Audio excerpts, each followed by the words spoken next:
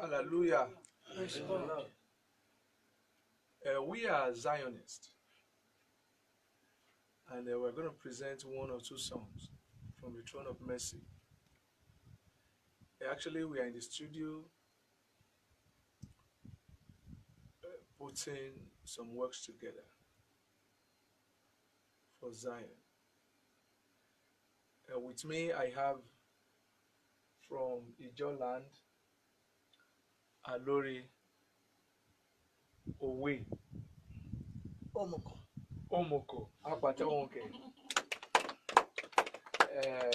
And I also have from Alore, Alore, Sina, the one and only Sina Rabbi. I have my sister here, a famous Facebook crooner, Lore Pauline Isogun.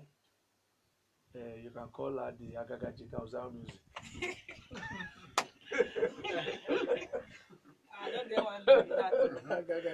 Agagajika of Zion music. We have the I'll say the only Olorijo, the only shepherd among us for now. Alore prophet, Monday Kolo. Babale negbeno go table jore ni bola ba won korin. Ohun re. E ba mi fo late o. Yeah.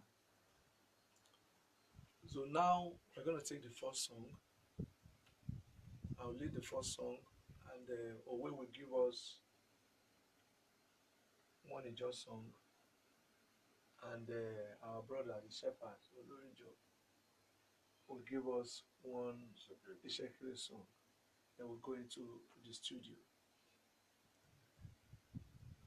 Moti sheba, oneja ngori o, moti sheba o, oneja ngori o, moti sheba o. Oneja ngori o, moti sheba o. Ibare, moti sheba. Oneja ngori o, moti sheba o. Oneja ngori o, moti sheba. Oneja ngori o, moti sheba.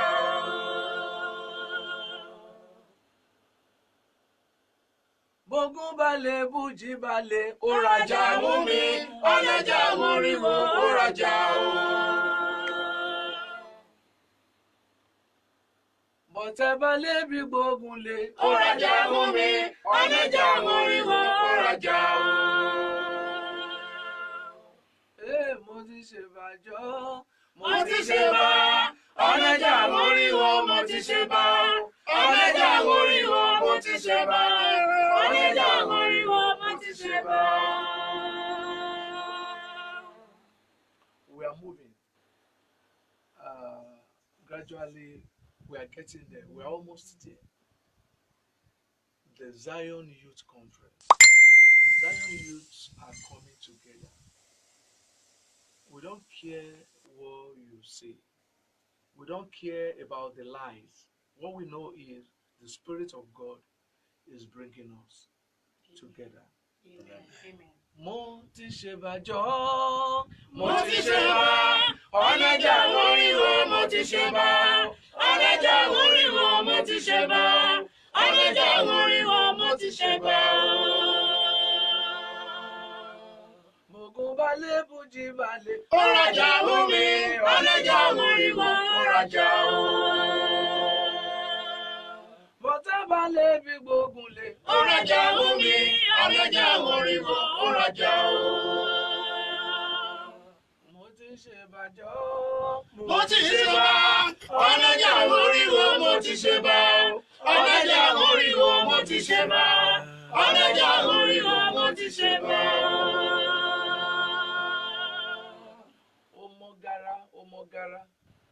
Omogara bi kristali. Torí ẹ̀mí mímọ́ èsè gbé bàbá rẹ̀. Ẹ̀mí mímọ́ èsè gbé bàyè rẹ̀.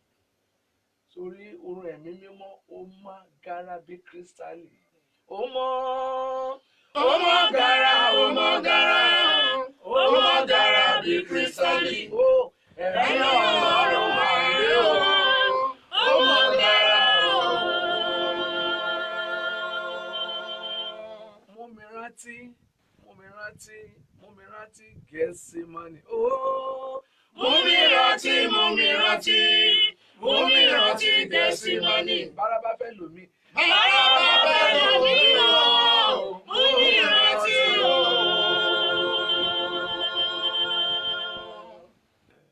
Ayé máa fún Ilaje. Àdó ọbí wẹ́rẹ̀ dédé. Arásùn. It's okay, baby. So now we're going to hear from our Ijo brother, Alore Owe.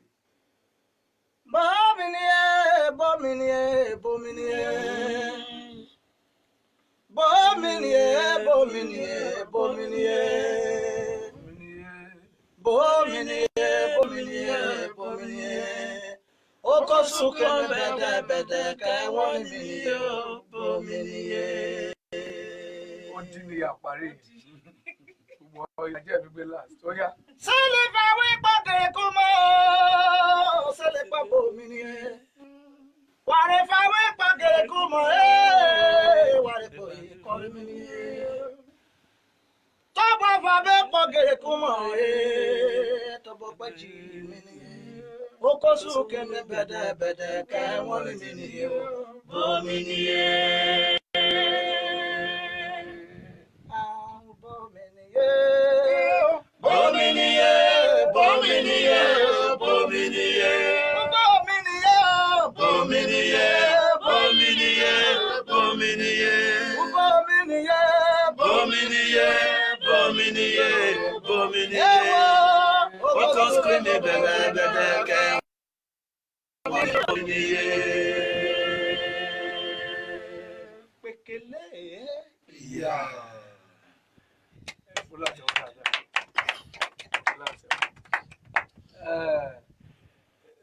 We're going to take one more song from Alore, our Shekiri brother. Alore is a shepherd. Alore Monday Kolo.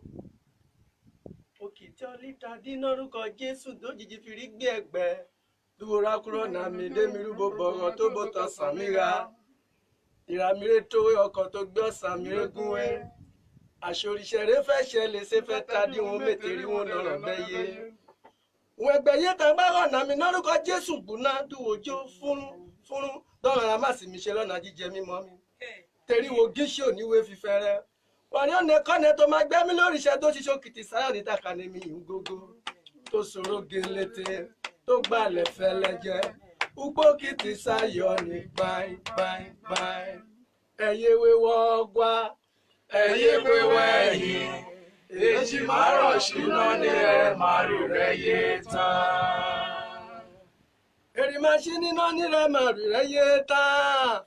Ẹyẹ wéwọ́ gbá ẹyẹ wéwọ́ ẹ̀yìn èjì márùn ṣúná ní ẹ̀ márù rẹ̀ yé tán. Màrí èjì márùn ṣúná ní ẹ̀ márù rẹ̀ yé tán. Ẹyẹ wéwọ́ gbá ẹyẹ wéwọ́ ẹ̀yìn èjì márùn ṣúná ní ẹ̀ márù rẹ̀ yé tán. Praise the Lord. Yeah, our brother from Warri will drop one song. Yeah, Alore Sina. Let's hear him. Nínú Jésù ni mo ti ń ṣoge. Alágbára bí ara òwe ẹ̀yà Júdà. Nínú Jésù ni mo ti ń ṣoge o. Alágbára bí ara òwe ẹ̀yà Júdà. Alágbára bí ara òwe ẹ̀yà Júdà ṣoge. Nínú Jésù ni mo ti ń ṣoge. Hello. Alágbára bí ara ẹ̀yà Júdà. Nínú Jésù ni mo ti ń ṣoge ní tèmi. Alágbára bí ara òun ẹ̀yà Júdà. Alágbára bí ara òun ẹ̀yà Júdà. nínú Jésù ni mo ti ṣoge.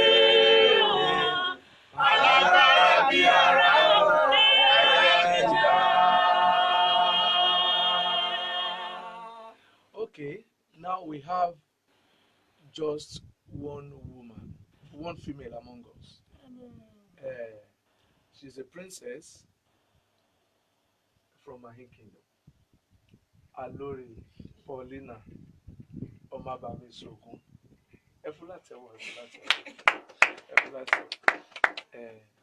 You can just give us one. Ó ga jù ayé, ó ga jù ọ̀run. Ẹni jókòó lọ́run fayé ti ṣe ni bàbá. Ó ga jù ayé, ó ga jù ọ̀run. Ẹni jókòó lọ́run fayé ti ṣe ni bàbá. Ẹni jókòó lọ́run fayé ti ṣe ni bàbá mi àgbà o. Ó ga jù ayé, ó ga jù ọ̀run. Ẹni jókòó lọ́run fayé ti ṣe ni bàbá. Ó fi wíwá rẹ̀ rú ayé lójú. Ọ̀rọ̀ gọ̀jígọ̀ ní orúkọ rẹ̀. Alágbára tó já Lúsífà níràwọ̀. Olúwa ga jù ayé pátá. Ó ga jù ayé. Ọlọ́run o bàbá. Ó ga jù ọ̀run. Ẹni jókòó lọ́run fayé ti ṣe ni bàbá. Hallelujah. We're going to draw the curtain here. But the truth is that Zion youth are coming together. You see our Ijo brothers, see our Chekiri brother, and see our Ilaje brothers. Next week, and our Ilaje sister, yeah. Next week we're going to be with our Ikale brothers and sisters, our Robo brothers and sisters, our Poi brothers and sisters. You know, from Zionists from all walks of life, we are coming together. And some people are there antagonizing us, telling all sorts of lies. We don't care because we are moving. Má tẹ̀síwájú lọ́nà rẹ̀ làwọn áńgẹ́lì ké. Má tẹ̀síwájú lọ́nà rẹ̀ làwọn áńgẹ́lì ké. Bí oṣó ilé tilẹ̀ gbógun, ẹ̀rù kò bà mí. Bí àjẹ́ ilé tilẹ̀ gbógun, àyà kò fò mí. We are working for Zion. We want Zion to take its place on world map. All over the world, it is the youth of any denomination.